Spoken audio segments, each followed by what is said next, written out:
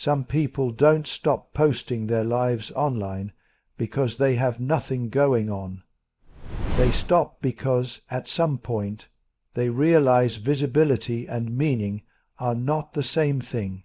That's hard to understand in a culture where sharing is treated like proof. Proof that you're happy, proof that you're busy, proof that you matter. So when someone chooses not to constantly document their life, people often assume something is wrong. Maybe they're lonely, maybe they're insecure, maybe nothing interesting is happening, but often the opposite is true. For a lot of people, stepping back from social media isn't about hiding. It's about no longer needing to perform their life while they're living it. Sign 1. They value experience more than presentation. There's a subtle psychological shift that happens when someone becomes less interested in posting. They start noticing how much energy goes into framing moments instead of feeling them. You go to dinner, and before anyone eats, people are adjusting angles. You travel somewhere beautiful, and part of your mind is already thinking about captions. Even a good moment can become divided. Half of you is there, half of you is curating evidence that you were there. Some people eventually get tired of that split attention. Psychologists sometimes talk about intrinsic versus extrinsic motivation. Intrinsic means doing something because it feels meaningful in itself. Extrinsic means doing it for approval, status, or reaction. Social media can quietly shift experiences from intrinsic to extrinsic without you noticing. So some people choose privacy because it helps them enjoy things more directly. They don't need every memory to become content. Sign 2. They learned that attention is not the same as connection. A post can get likes from hundreds of people and still leave someone feeling unseen. That's because attention is quick. Connection is slower. Attention says, "I noticed you." Connection says, "I understand you." And those are completely different experiences. Many people who post less aren't antisocial. They've just realized that real closeness usually happens in smaller spaces. A private conversation, a call that lasts too long, a friend who knows what your silence means.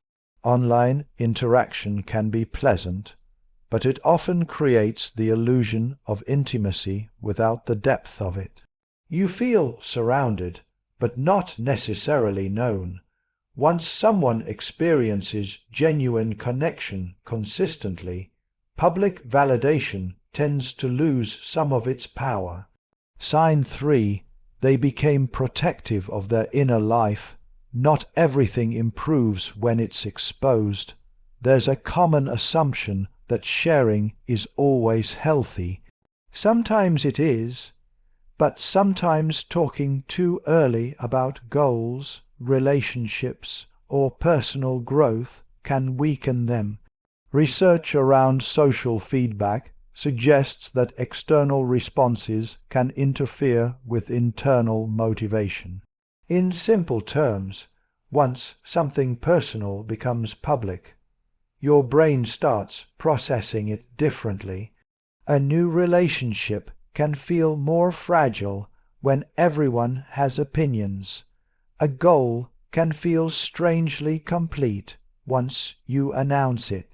A healing process can become harder when you're managing other people's reactions. Some people sense this intuitively. So they keep certain things private not because they're ashamed, but because some parts of life grow better in quiet conditions. Sign 4. They no longer want to build identity through audience reaction. This one is deeper than it looks. When posting becomes habitual, many people slowly tie image to response patterns. If people react, the moment feels important. If they don't, it feels smaller.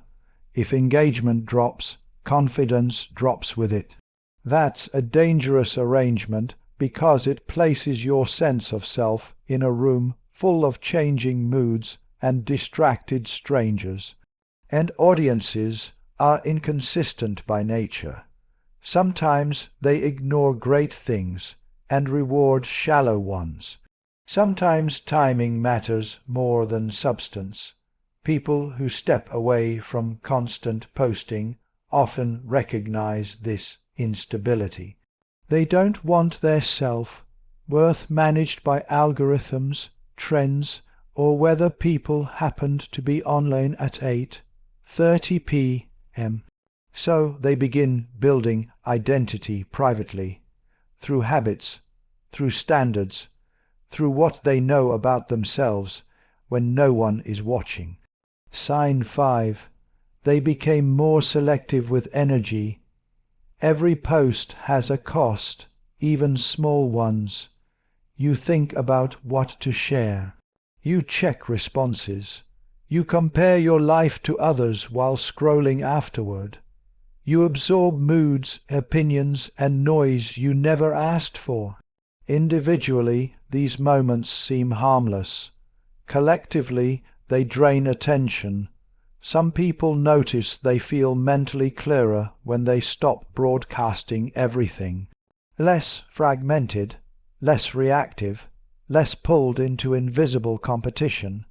This is especially true for people who are already reflective or sensitive.